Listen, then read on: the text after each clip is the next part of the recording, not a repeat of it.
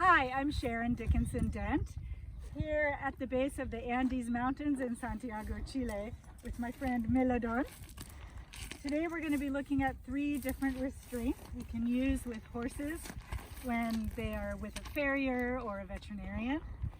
We're going to start with the chain shank, and although his owner doesn't have one, it does serve a purpose. There are times when it actually keeps the horse safer to have a chain shank on.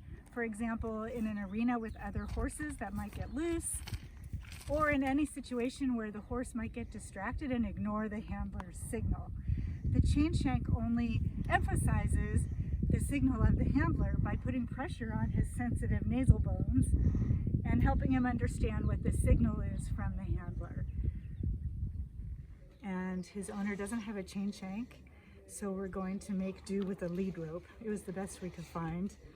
So it doesn't exactly show you what a chain would look like, but I think I understand the principles and I can explain it.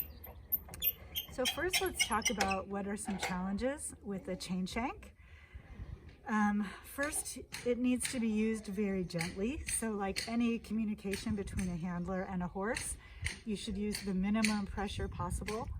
And when the horse starts to respond to the chain shank and follow your directions, you release the pressure to reward the good behavior and to minimize any pain or injury for the horse. Yes, I know.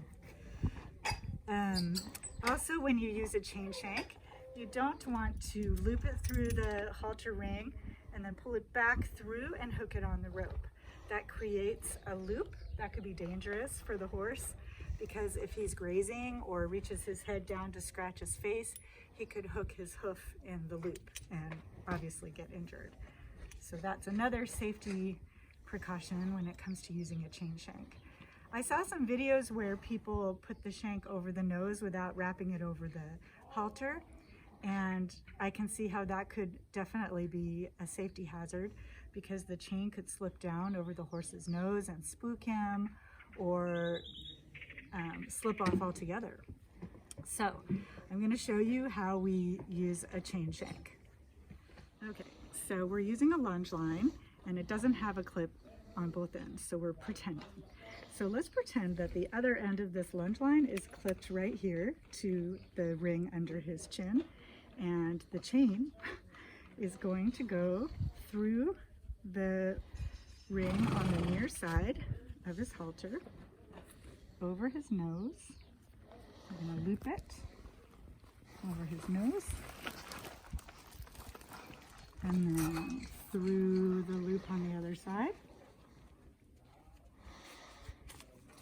Yes, there you go. And then, if there were a hook right here, I would hook it to this ring on his halter, making sure that the smooth side of the snap was against his skin.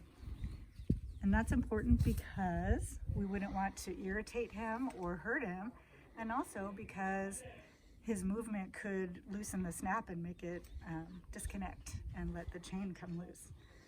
So that is our makeshift chain shank.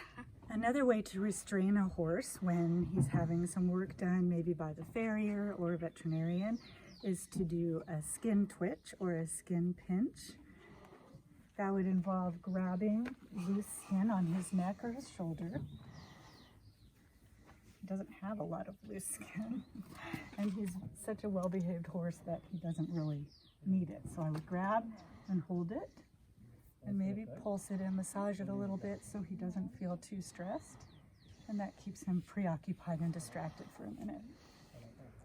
Another way to restrain a horse when he's having something happen around him that might get him a little antsy is to lift up one of his feet.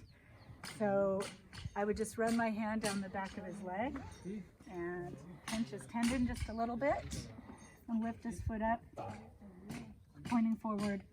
And I could stand like this, or if there's another person working on him, I might turn to pay attention to his head so I can see how he's feeling. Make sure he's not getting too upset. Yes, you're a good boy. Good job.